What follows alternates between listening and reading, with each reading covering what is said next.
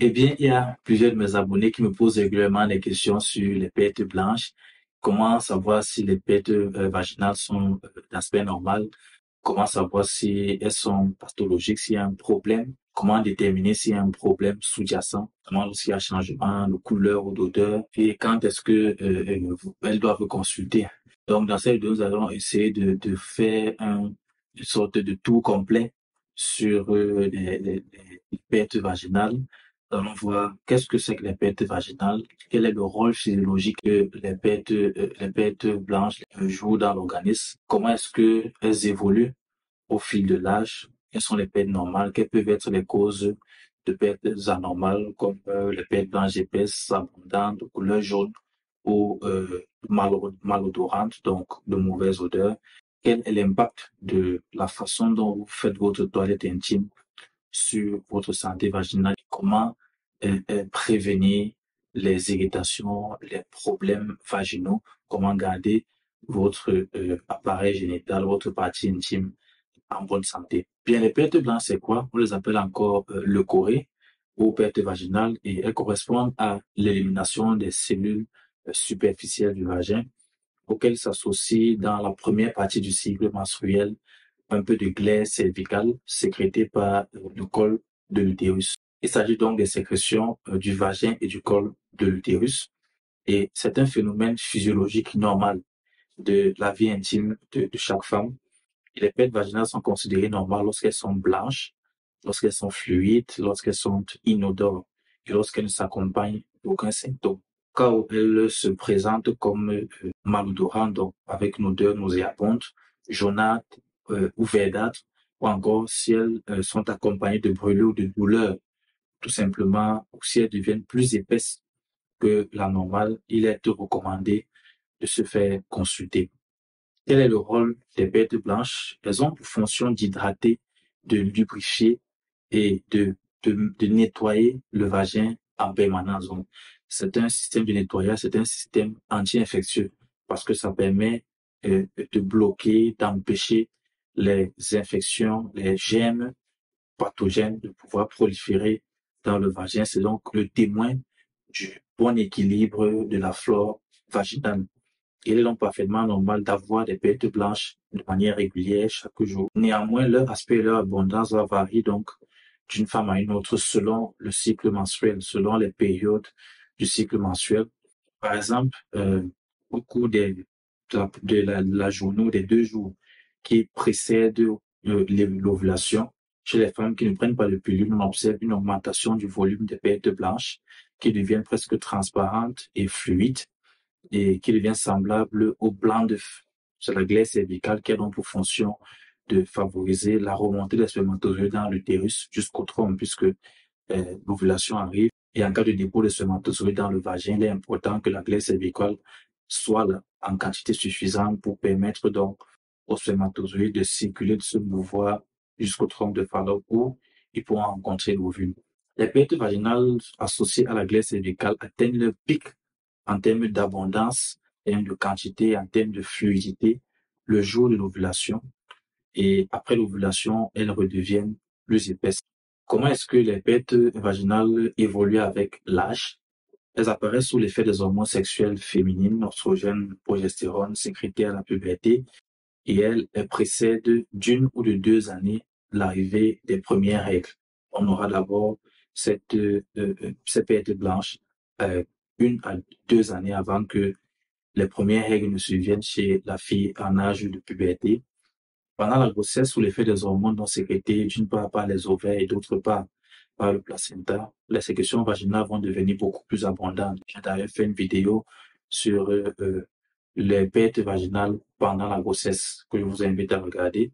Et par la suite, lorsque la ménopause s'installe, on a un assèchement, un tarissement, un arrêt des sécrétions oestrogéniques ou alors une baisse, chute drastique de l'oestrogène qui va entraîner dans une sécheresse, une atrophie de la muqueuse vaginale, ainsi qu'une modification du microbiote vaginal, donc des bactéries bénéfiques qui se trouvent dans le vagin. Et cet équilibre rompu de la flore peut donc favoriser le développement de germes pathogènes et entraîner la survenue d'infections de tout genre ou même de cystite.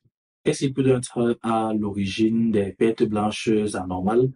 On peut avoir notamment une inflammation du vagin lorsque l'équilibre des bactéries de la flore vaginale, donc l'ensemble des bonnes bactéries qui se trouvent dans le vagin, cet équilibre est perturbé. Il y a une modification de la flore vaginale et comme cause de vaginite, on peut avoir donc les infections vaginales diverses. Ça peut être les infections à champignons, les mycoses, ça peut être les infections bactériennes. Ou encore, on peut avoir une irritation vaginale avec l'utilisation, l'introduction de produits de savon, de gel et autres de produits irritants dans le vagin. Ou encore, cela peut être à la suite de l'infection par un germe obtenu à la suite d'un rapport sexuel, donc une maladie sexuellement transmissible MST, comme le chlamydia, la trichomonas ou la gonorrhée. Ou alors, ça peut même être, cette inflammation peut être due juste à un changement hormonal, comme par exemple, on l'a vu avec la ménopause, ou encore la grossesse, ou encore un traitement hormonal ou antibiotique. Les pertes blanches anormales peuvent aussi être causées par un cancer. Ça peut être un cancer primitif, donc un cancer du vagin. Ça peut être un cancer secondaire, donc un cancer qui s'est déclenché ailleurs, par exemple dans les ovaires, et qui s'est métastasé, donc qui a migré au niveau du vagin. Bien, parlons maintenant de quelques cas de pertes blanches anormales que vous pourrez avoir. On a les pertes blanches très épaisses, abondantes, en grumeaux, qui sont en grumeaux, donc grumeleuses. Elles reflètent généralement une infection à champignons, donc une mycose vaginale, qui est d'ailleurs une pathologie assez fréquente. En général, sans danger, mais toujours gênante. Elle est liée donc à une levure, en général Candida albicans. Elle ne modifie ni la couleur ni l'odeur des pertes qui vont rester blanches, qui vont rester inodores en général, mais vont entraîner un changement de texture. Donc, ça veut dire des pertes qui seront lourdes, comme le yaourt, et vont provoquer surtout un symptôme caractéristique des fortes démangeaisons et une sensation de brûlure plus ou moins intense qui va vous pousser à vous faire consulter. On peut aussi avoir des pertes blanches abondantes qui, comme pour les pertes blanches épaisses, sont souvent associées à une mycose vaginale. On peut aussi avoir les pertes jaunes. Les pertes qui viennent au jaune témoignent généralement d'une vaginose due à la bactérie Gardnerella vaginalis, qui est responsable d'un déséquilibre du microbiote vaginal. Et on aura dans des pertes d'aspect jaunâtre, assez fluide, relativement fluide, avec une odeur caractéristique nauséabonde de poisson pourri, de poisson avarié. Et la vaginose et la mycose sont les deux raisons les plus fréquentes qui amènent les femmes à consulter. Quant aux pertes blanches malodorantes, donc qui sentent mauvais, elles peuvent être généralement dues à une vaginose, une infection bactérienne ou encore à une IST, une infection sexuellement transmissible comme le chlamydia ou la gonorrhée.